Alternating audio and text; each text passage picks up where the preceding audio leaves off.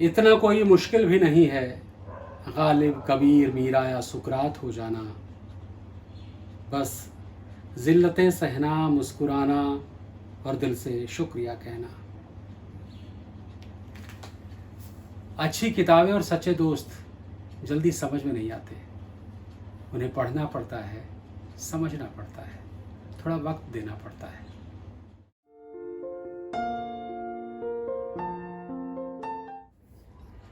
नमस्कार, आप सभी का बहुत बहुत स्वागत है शेखर वाणी में। एक और नई कड़ी लेकर हाजिर हूँ। आप सबका बहुत सारा प्यार मिल रहा है जो मुझे प्रोत्साहित कर रहा है, बहुत सारी ऊर्जा दे रहा है कुछ नया करने के लिए। बहुत अच्छे अच्छे संदेश मिल रहे हैं और उन संदेशों में आपकी वो बातें आ रही हैं कि मैं रश्मि रथी पढ़ूं या अटल बिहारी वाजपेयी जी की कोई कविता पढ़ूं। निश्चित रूप से कविताएं पढ़ूंगा। तो आज की कड़ी में क्या है, इसको लेकर मैं बातें करता हूँ।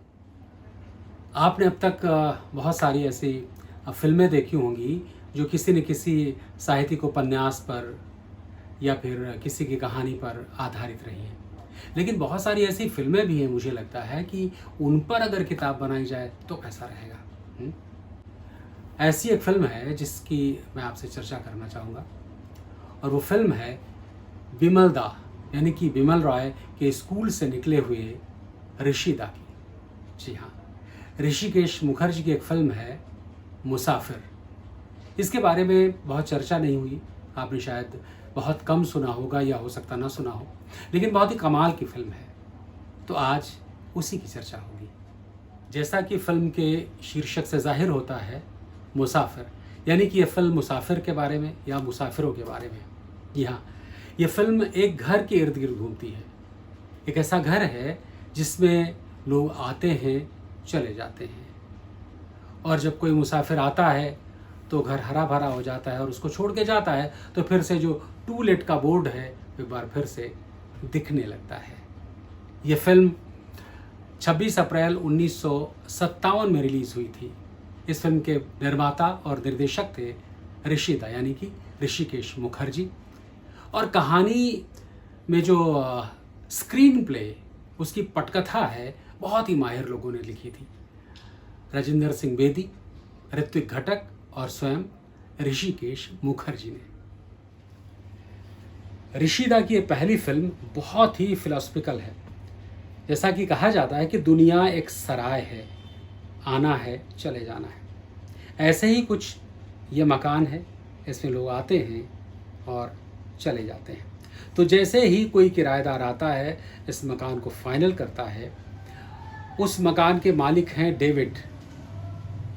और हम देखते हैं कि कैमरा टिल्ट होकर ऊपर जाता है जहां टू लेट का बोर्ड लगा है। जैसे ही किराएदार कमरे को फाइनल करता है, कैमरा टिल्ट होकर ऊपर जाता है जहां टू लेट का बोर्ड लगा है। तुरंत डेविड अपनी छड़ी से उस बोर्ड को पलट देते हैं। इस घर की पहली कहानी कुछ इस तरह है कि उसमें एक लड़का एक लड़की आकर रहने लगते हैं। लगता है कि दोनों पति पत्नी हैं, लेकिन पति पत्नी नहीं हैं, वो प्रेमी हैं। लड़की के माँ बाप नहीं हैं और लड़का अपने बाप से इतना डरता है कि उनसे कह नहीं सकता है कि मैं किसी लड़की से प्रेम करता हूँ, और लड़की को छोड़ भी नहीं सकता है।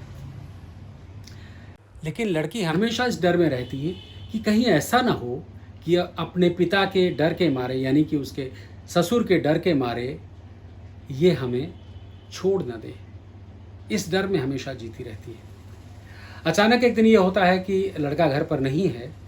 एक बूढ़े दंपति आते हैं। बाद में पता चलता है कि उसके सास ससुर हैं। वो उनकी इतने सेवा करती है जिससे कि उनका मन जीत लेती है। उसके बाद लड़का आता है, सब हंसी खुशी खुश रहते हैं और ये कमरा, ये घर छोड़कर चले जाते हैं। और हम देखते हैं कि फिर से उस मकान में टू लेट का बोर्ड लग गया है। इस कहानी में बहू की भूमिका में हैं सुचित्रा सेन। दूसरी कहानी आरंभ होती है। इस परिवार में 3 लोग हैं। जैसे ही किराएदार आते हैं, एक बार फिर से टू लेट का बोर्ड पलट जाता है। निरूपा राय भाभी की भूमिका में हैं, जिनके 7 महीने का गर्भ है और उनके पति की मृत्यु हो चुकी है। किशोर कुमार देवर की भूमिका में हैं और नज़ीर हुसैन हैं कि निरूपा राय के ससुर की भूमिका में। किशोर कुमार बेरोजगार हैं, घर की माली हालत बिल्कुल अच्छी नहीं है। उनके जो ससुर यानी कि किशोर कुमार के जो पिता हैं वो हमेशा किशोर कुमार को ताना देते रहते हैं कि कुछ करता धरता नहीं है, पता नहीं कैसे घर चलेगा, और इसकी नौकरी लग जाती तो घर चलता। और वो बेचारे कोशिश करते हैं कि उदास भाभी को कम से कम कुछ ऐसी हरकतें करके, कुछ कॉमेडी करके उनको मन बहलाते रहें, उनको कम से कम प्रसन्न रखें, क्योंकि उनके पेट पे जो बच्चा है उसको इतना निराश और उदास ना होना पड़े। लेकिन एक दिन किशोर कुमार अपने बाप के तानों से तंग आकर के जहर खा लेते हैं। इसी बीच एक तार आता है और उस तार में ये होता है कि किशोर कुमार को एक नौकरी मिल गई है। पिताजी बहुत खुश होते हैं। यहाँ वहाँ किशोर कुमार को ढूंढा जाता है और देखते हैं कि किशोर कुमार एक कमरे में लेटे हुए हैं और पास में ही जहर की शीशी रखी है। रोना पीटना मच जाता है, सब लोग परेशान। तभी किशोर कुमार उठ बैठते हैं, यानी कि जहर की शीशी भी नकली निकली। इसी कटाक्ष के साथ ये कहानी ख़त्म होती है और तीनों लोग वहाँ चले जाते हैं जहाँ किशोर कुमार की नौकरी लगी है। एक बार फिर से टू लेट का बोर्ड पलट जाता है, यानी कि लिखा हुआ आ जाता है टू लेट। फिल्म मुसाफिर के घर की तीसरी कहानी। इस तीसरी कहानी में भी 3 पात्र उस घर में आते हैं। टू लेट का बोर्ड पलट जाता है। इसमें एक औरत है जो कि उषा किरण, उस दौर की बहुत ही प्रसिद्ध अभिनेत्री थी, वो निभा रही है। उनका एक बच्चा है जो 12 साल का है, अपंग है, वो चल नहीं सकता। और उषा किरण का एक भाई है, वकील है, जो कि बच्चे को बिल्कुल पसंद नहीं करता है और बच्चा भी उसको पसंद नहीं करता है। इसमें एक ख़ास बात है कि फिल्म में एक चीज़ बहुत कॉमन ये है कि सामने एक चाय की दुकान है, उसी चाय की दुकान से तीनों घरों में चाय आती है और एक संगीत बजता रहता है, जिस बात को पिछली दोनों कहानियों के पात्र बराबर नोटिस करते हैं। इस तीसरी कहानी में वो संगीत आकर के विलीन हो जाता है। अभी मैंने आपको बताया कि इस कहानी में संगीत बजता रहता है। वो संगीत बजाने वाला पागल बाबा यानी कि दिलीप कुमार है, जो इस कहानी में अवतरित होते हैं। इसीलिए मैंने कहा कि वो संगीत विलीन हो जाता है, यानी कि वो आदमी प्रत्यक्ष आ गया। पता ये चलता है कि उषा किरण से उनका कभी प्रेम संबंध था, लेकिन किसी परिस्थितिवश वो लोग कभी मिल नहीं पाए थे। आज इस मोड़ पर आकर के फिर से मिलते हैं। वो बच्चा दिलीप कुमार को पसंद करने लगता है। उषा किरण ने अपने बच्चे का नाम भी राजा रखा है, क्योंकि दिलीप कुमार का भी नाम राजा हुआ करता था। आज इस मोड़ पर वो लोग फिर से मिले हैं। कहीं ना कहीं उषा किरण भी प्रसन्न रहने लगती है, खुश रहने लगती है। एक दिन बहुत बारिश होती है।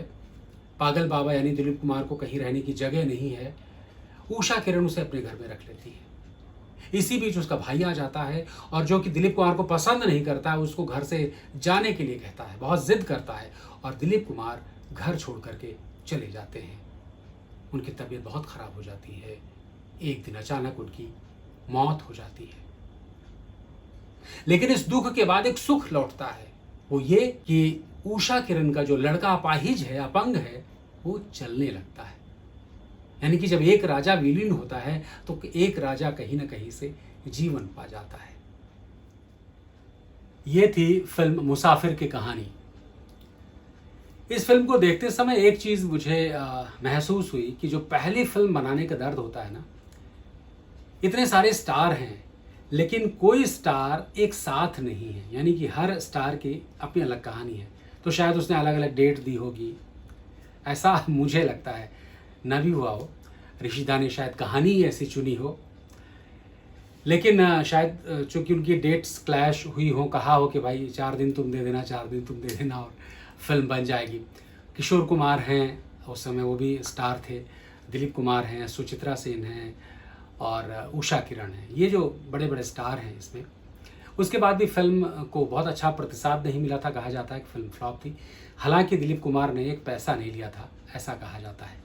लेकिन उसके बाद ये भी देखा कि ऋषि दा के साथ दिलीप कुमार ने किसी फिल्म में काम भी नहीं किया है। खैर, लेकिन और जो मज़ेदार बात है कि हर कहानी अवसाद के साथ कहीं शुरू होती है, लेकिन अंत में कहीं ना कहीं एक सुख दे करके जागती है। पहली फिल्म में लड़की जो है दुखी दुखी आई थी, लेकिन अंत में उसका घर बस जाता है, सब ठीक हो जाता है, सास ससुर उसके मान जाते हैं। दूसरी फिल्म में किशोर कुमार को नौकरी मिल जाती है, वो किसी अच्छी जगह शिफ्ट हो जाते हैं।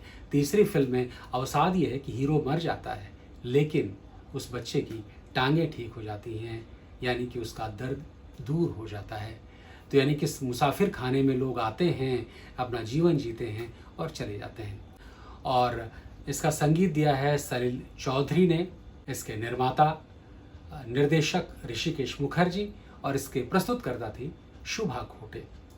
तो इस तरह की और कुछ कहानियाँ लेकर मैं आऊँगा, कभी उपन्यास, कभी फिल्म, और कभी नाटक, कभी चर्चा। आप सबका प्रतिसाद इसी तरह से मिलता रहेगा तो और कुछ नया नया मैं करता रहूँगा। प्लीज़ आपको अच्छा लगे तो इसको लाइक कीजिए, शेयर कीजिए और सब्सक्राइब कीजिए, जिससे कि मेरा उत्साह बना रहेगा। धन्यवाद।